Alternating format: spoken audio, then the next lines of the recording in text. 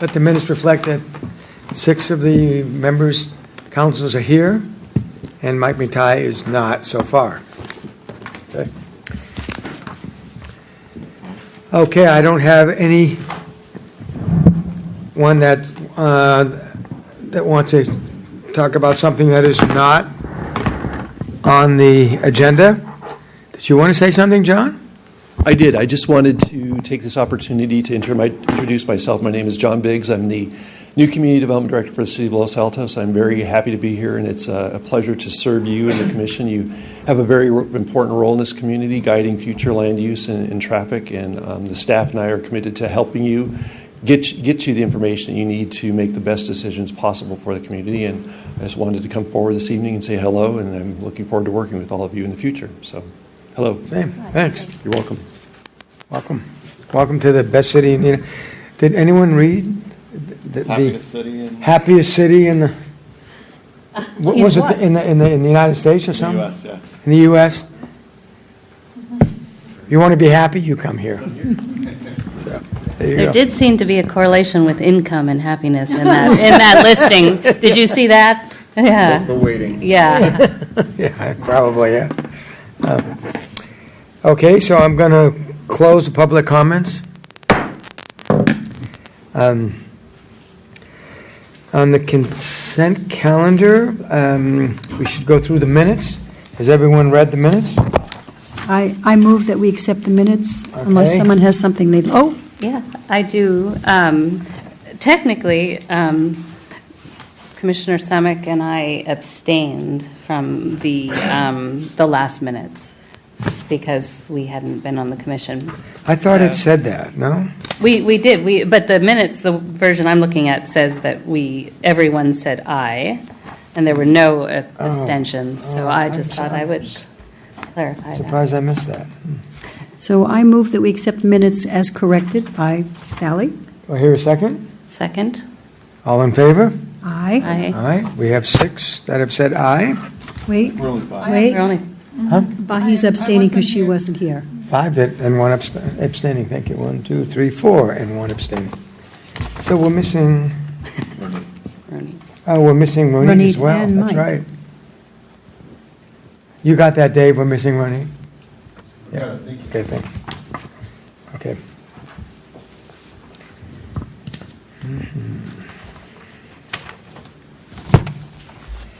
Okay, with that being said, let's go to the item number 2, a traffic report.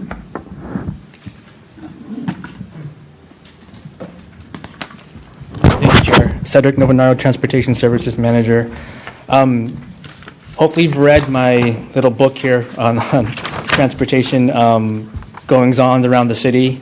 It starts off with the capital improvement projects that are in construction and currently in design. Some information regarding vehicle-related and pedestrian-related traffic concerns. And it goes into what the BPAC and myself have started reviewing called Vision Zero. And I brought in some copies of a presentation done by the Silicon Valley Bicycle Coalition regarding Vision Zero, and I'll go over that with you as well. And then some examples of our work on a regional level with Valley Transportation Authority. So I have a small presentation regarding our work with the VTA.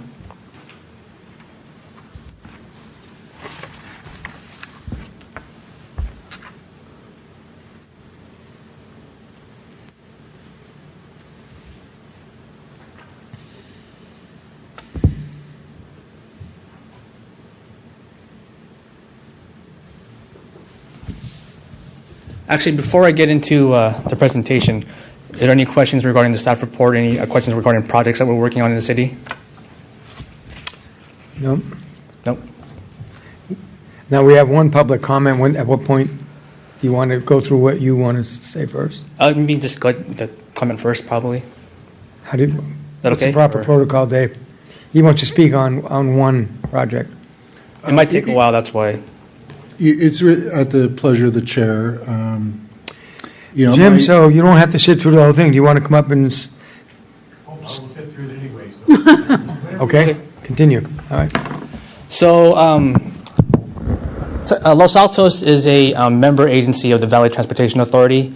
Some of you might think that the VTA is just a transit agency of the county, but also the VTA is also the congestion management agency for the county. So that really means is working through the state and federal governments, they provide funding for transportation projects in the county. Each county has their version. Alameda County Transportation Commission and CCAG, which is the City and County and Governments for San Mateo County. But myself, I sit on 3 different committees on the VTA. I sit on the Systems Operations Management Group, on the Capital Improvement Working Group, and also the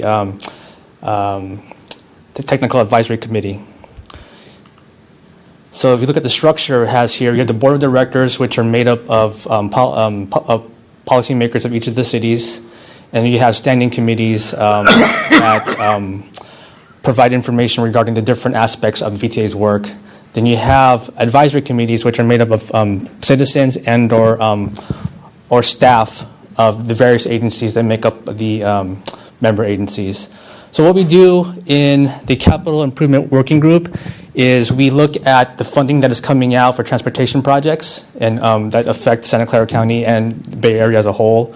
We help shape what the scoring criteria could be to make sure it's as fair as possible to all the cities participating. And we look for other sources of funds if we think, for example, we are not getting our fair share from the state or from the regional agencies. For our Systems Operations Management Group, these are primarily made up of transportation engineers and traffic engineers in the county. We share issues and problems that affect their city and our own city, and possibly crowdsource the power of our intellect to try and figure out congestion issues in the county. And those 2 working groups are support groups to the Technical Advisory Committee. So the Technical Advisory Committee looks at large regional transportation plans that affect the county. Well, one example could be the bus rapid transit plan for El Camino Real. Also, we had a State Route 85 high occupancy toll project that all the agencies that are affected provide input regarding concerns of congestion impacting their city and how to mitigate those things if it does happen. So we are sort of the guardians of the city when a big regional project comes through, and we make sure that our concerns are voiced to the VTA, and if something does happen to be mitigated, that we make sure we watch them do that. So there is a pretty significant role the city has at the regional level. And one of them, you may have heard that there's going to be a proposed sales tax measure coming up in November. It's called Envision Silicon Valley. It's projected right now to be a half-cent sales tax, which would generate $6 billion worth of revenue. And right now, the TAC and the Capital Improvement Working Group and representatives on the board are looking at how to partition that funding to make sure all of the congestion needs are addressed for the next several years. In a couple of weeks, the VTA, let me backtrack a little bit. Envision Silicon Valley is a tax measure. Last June, each of the cities in the county submitted projects to be considered for what is called the Valley Transportation Plan. It's a regional transportation plan. It's a regional transportation plan that feeds the overall Bay Area's plan. And those are projects that normally get funded from the state or federal level. Those projects would be considered as part of the Envision Silicon Valley process. So some of the projects that are in that process that affect us are the foothill widening from 2 to 3 lanes each direction, and the intersection improvements at El Monte and Foothill. We also have some resurfacing projects on some of our more heavily traveled roads like Fremont Avenue. We have a project to install intelligent transportation systems throughout the city. And we have all of our bike and pedestrian projects submitted as well. So we're going for it here with the funds, but in the next couple of weeks, we'll see how the VTA scores not only our projects, but the county's projects as well. This next graphic shows what funds that the capital improvement working group looks at on a yearly basis. The ones that we participate regularly are the One Bay Area Grant Fund, the TDA Article 3, which is primarily based for pedestrian and bicycle improvements, and at the bottom you see the vehicle registration fee. So there's a $10 charge on your vehicle registration that pays for improvements that will help motorists get around the area. VERBS, Vehicle Emission Reduced Based at Schools, that's the county's version of a Safe Route to School project. And let's see what else is there. State Transportation Improvement Plan, that's primarily a road improvement fund to road resurfacing and road reconstruction. And going back up to the grid again, you'll see the Highway Safety Improvement Program. We built the homestead improvements with those funds, and the way you qualify for those funds is you have to demonstrate a safety measure that has to be corrected. So a cost-benefit analysis on number of accidents versus what you improve will reduce those accidents. Over the years, Caltrans, who is the administrator of those funds, changes the formula every now and then. So it has seemed to get harder and harder to qualify for those funds, unfortunately. Let's see what else I have here. And again, this is the Envision Silicon Valley process. Those are the tentative dates on when the VTA will share the scoring and when the different bodies will make a decision on how to distribute those funds.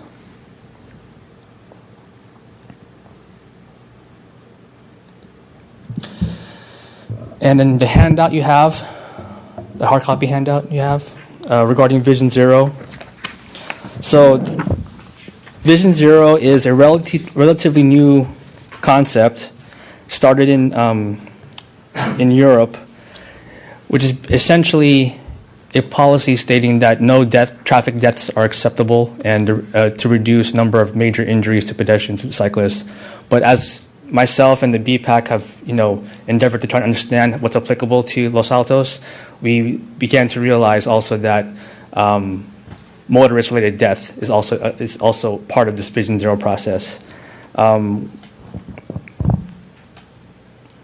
Essentially, Vision Zero has, your ease of transportation, engineering, education, enforcement, but they also have evaluation, encouragement, engagement, and equity. So evaluation is something, if we make an improvement, let's see how it improves traffic or improves walking to school or biking to school. Let's measure those things. Encouragement, we want to make sure that kids who are able to walk and bike to school can do that. So by making the related facility improvements, let's also encourage them to walk to school by partnering with the school, saying, hey, this is a safe route, this or a route that you should go to school, let's just try and walk that direction. Also promote bike to work day and bike to school day. Those are some of the things we want to encourage.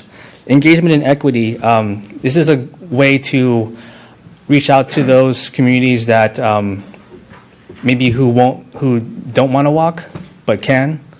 And maybe that could be the primary form of getting around. So we want to make sure for example, the BPAC chair and I reached out to the Youth Commission and the Senior Commission to be present to ask any questions and how they can get out and walk and bike more. So that's one way to engage those communities and trying to encourage them to walk. Again, this process is fairly new. The handout you have comes from the Silicon Valley Bicycle Coalition. On their participation on Vision Zero. There isn't a city, unfortunately, that it is similar to us that has Vision Zero. So we are embarking, at least for a city our size and our character, be the first one to actually take a look at this and see if it applies to us. But we do have some aspects of Vision Zero, which are our bicycle transportation plan, our pedestrian master plan. The BPAC had a subcommittee on education, which they're formulating some articles we hope to put on the BPAC website. And we constantly work with our traffic enforcement to make sure that motorists, pedestrians, and cyclists are obeying the rules of the road.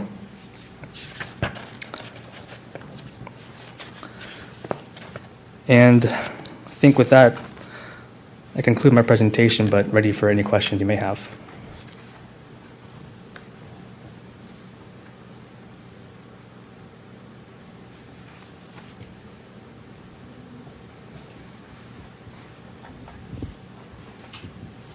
I have a question.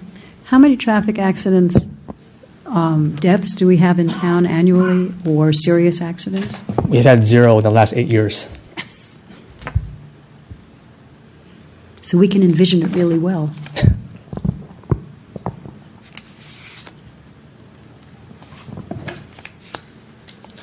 Vision Zero is a process which I think would have good synergy between the PTC and the BPAC. Not only is it bike and pedestrian accidents, but also motorist accidents. So understanding both sides of the vehicle traffic and the non-motorized traffic is a good way for both commissions to really see how one decision affects the other. So as the BPAC and I get more information, feel more comfortable what Vision Zero actually is and pertains to Los Altos, it could be good that both commissions get together and understand how both commissions can push forward Vision Zero. So my comment would be, if New York and San Francisco have debuted Vision Zero plans, I mean, that's really ambitious for cities that size, I would think. And, to Phoebe's point, if they can adopt it, shouldn't we? I mean, our challenges have to be orders of magnitude less than San Francisco or New York. Well, some of the challenges, some of the things that they could do, like green bike lane, their whole street, bike boxes, dramatic physical changes to the roadway, it would be something that we'd have to make sure is applicable to the character of the town. We have some green bike lanes down on Homestead by Foothill Crossings, and even though they're probably maybe like a couple hundred feet, we spent quite a few time trying to convince the residents that it was a good thing for them. There's still some challenge. Not every aspect of Vision Zero can apply in Los Altos. I'm going to make sure we find the ones that actually fit and it can push the progress forward. Right. So it's the components. I mean, the concept seems The concept is good. right, but No, you're saying that the components may. Yeah. Yeah, who doesn't want the Presented. Vision Zero policy, right? Who doesn't want no deaths or Right, no right. injuries, right? So what we found out is I plotted all the bicycle and pedestrian accidents for the past 3 years, and the numbers have been pretty consistent from year to year. But what I've seen is a lot of wrong way riding, or cars who aren't yielding at the stop sign or at the crosswalk. So a lot of those things are really just education related or encouragement related, getting messages out there that, hey, you should stop at this bar, don't cross and look and think you're free, look twice before you go. So a lot of those are really just messages to get out there. And there's some engineering things we can take a look at, like if you want to separate bicycles and pedestrians from the motorists is one thing, but when they cross the street, you need to make sure that those painted lines on the street aren't your gateway to the next, across the street. They're not walls for you. You still have to look both ways before you cross. I think that's why the flashing signalization we have for pedestrians in some of our intersections, they say crosswalk illuminated, cars may not stop, which Yeah. is what happens is there's a compliance issue. But I think it's been very well done, and I think that we're getting a better effect with them. I would like to change the topic just for a minute. On page 3 of your report where it says Foothill Expressway improvements, which is the joint project to add a third lane on Foothill Expressway between El Monte and San Antonio and to improve the intersection, that is my least favorite intersection in town. And so I'm wondering how much input you have, because it says that it's a county design. So the city put up traffic impact fee funds for design, and the county would be the entity doing the design. We would be the ones doing the outreach. That was our agreement with the county. We haven't started designing yet because the construction funding for that hasn't been identified. I saw that Yeah. November. We'll see what happens. Yeah. So right now, that project's actually in the expressway category. It's a tier 1 project. Oh, okay. So it's So I'm hopeful that if the ballot passes, it'll be funded, and even if it doesn't pass or the amount is smaller, it being ranked so high, there'll be other ways to get it funded. Okay, thank you.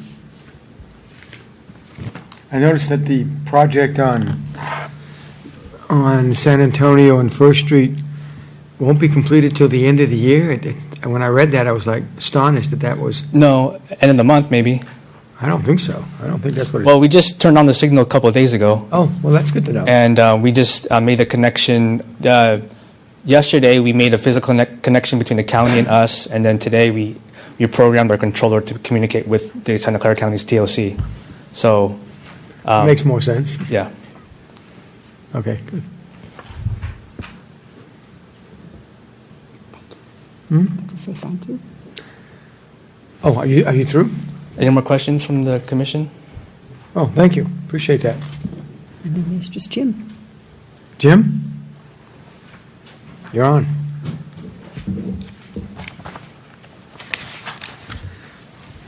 Are there any other public comments? Or you fill out a green, and please bring it up here. Thank you. I'm Jim Wing. I live on Milverton Road. And first of all, I'd really like to thank Cedric from the staff report in there. That's a very impressive list of projects. And to his credit, they're all been being done on his watch. We didn't have these several years ago before Cedric, and now we do. So many thanks to Cedric and the staff anyway, who are truly moving forward. In fact, I, as a resident who walk a lot, there have been some changes already, and our biggest bottleneck, of course, is congestion on Foothill Expressway between San Antonio and El Monte. And there's some incremental decrease in the congestion going on. And some of the other changes, like you just mentioned there, that's another incremental change that will make progress. One thing that's not on the list that I would like to request a design review on it. This is a funded CIP 1031, and it has to do with replacement of the flashing lights that are on San Antonio.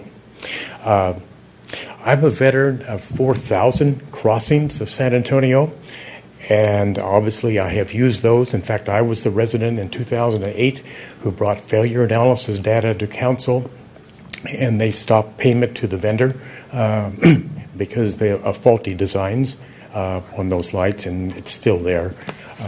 But basically, the sight lines are a very tough design problem. Not only we have landscaping, we got the median, we've got 2 lanes of pretty high-speed traffic hidden by trucks and things like this. And so therefore, this is a very delicate design, and I really don't know that an outside consultant can capture the true picture of our problem and get the design right. There are ways to do it, but I think they're tricky, and they may vary. See, one design for Hawthorne, one design for Hillview, another one for Lyell. So it may come down to that to get them right. So I request that you ask for a design review of that before it goes out to bid.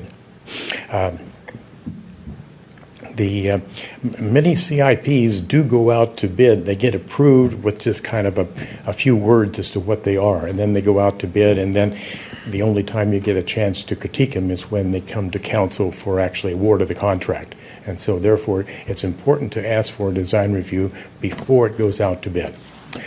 Thank you very much. All right. Thank you. Mina, you said that you want to talk about item 3, but are you sure this isn't item 2, which is... Item 3 is the meeting between the Planning Commission and the City Council, probably having to do with Loyola Corners. Okay, I thought as much. Okay, thank you. And the safe routes to school. My name is Meena Sharma, and I'm representing the Block PTA, a lot of the parents as well as myself. I live on the corner of Miramonte and Berry. And first of all, I'd like to thank Cedric and his team for doing this astounding job. You know, it's a big job trying to get all of our narrow streets to be safe for our kids. I think all I want to talk about is I know that the Carmel Terrace, which is the back of Block, is being looked at, and I would highly encourage everyone to please consider opening it again for drop-offs as well as parking for parents. Part of the problem we feel on Covington is because having closed off the back, everyone is being forced to go to the front, and we've talked about this time and again. It's been, it was closed temporarily for a year, and it's now been about 5 years. It's still been closed temporarily. So I highly urge everyone to please consider opening the back, and I know I speak not just for myself, but for a lot of the parents. I also want to bring to the attention the high speed of traffic on Miramonte. And somehow there's a huge amount of, between the stop sign at Covington and the stop sign at Portland, everyone seems to think they can zoom by. There has been a newly painted crosswalk. I think last year they came out and painted it, and Cedric even put in the little sign that says, watch for pedestrians. But while it has helped a little bit, we really need to somehow, make that crosswalk, especially at Miramonte and Berry, more visible. And I believe there is a speed bump that is supposed to go in there. Not sure what's going on, but that may help, that may not help, and I just wanted to let you all know. Has that just a comment? They have between Covington and Portland, they have had for some time a speed indicator. Because I live in that neighborhood. Has that helped at all? I would imagine it would. It may have. I don't know how much it has helped. I know I look for it, but most of the people are just trying to rush. Now that there is construction at Loyola Corners, the traffic has eased off, but I am just really not looking forward to Loyola Corners opening up and everyone using that as the thoroughfare between from Cuesta all the way to Foothill Expressway and on to 280. So just wanted to bring that to your attention. Thank you very much. Okay, thank you, Mina. Okay, I'm going to close comment for item 2. Do we have any action on this, David? We don't. This is an informational report. Thank you. Okay. All right. All right. Item 3 is preparation for joint meeting with City Council. I'm assuming that means Loyola Corner, right? David? Well, there are lots of things on that meeting agenda, as I remember. Well, for the study session that's coming up on the 21st, no, this was not intended for that. This is really a running item to give you an opportunity to discuss your work plan in preparation for the joint meeting with council, which will be in May. And so there really, I didn't sense there was anything hanging from the last time we discussed it, but I just wanted to make sure we had an opportunity to follow up if there is anything up until that May meeting. So I was going to just keep it as a standing item. But I did want to say I have been working on the work plan. The city clerk gave us a challenge of interpreting the goals of our work plan in terms of the city council's priorities. And so for this commission, that's a bit of a challenge because our work plan is largely set by our legislative and municipal functions and various topics that the council might give to us that are traffic related. And so I took the liberty of printing out the city council's priorities for this year, which these aren't in necessarily a priority order, but one of the first goals is Loyola Corners, and you can see their objectives there. Another major goal is downtown. The goal for Loyola Corners is going through the neighborhood commercial center specific plan. Downtown, it's really establishing a vision to provide the foundation for development moving forward. And then they have a major goal of the community center, developing that plan, and fostering more opportunities for communication with the residents. So for some commissions, the council priorities really sets the tone for their work. Our work is, not necessarily, I mean, we keep these in mind, and we'll be looking at Loyola Corners for sure, and the downtown plan as that comes forward, but those aren't necessarily the goals of this commission's work. So I've just left this, I added this column because this is the format of our work plan to think about the city council's priorities as we do our own work.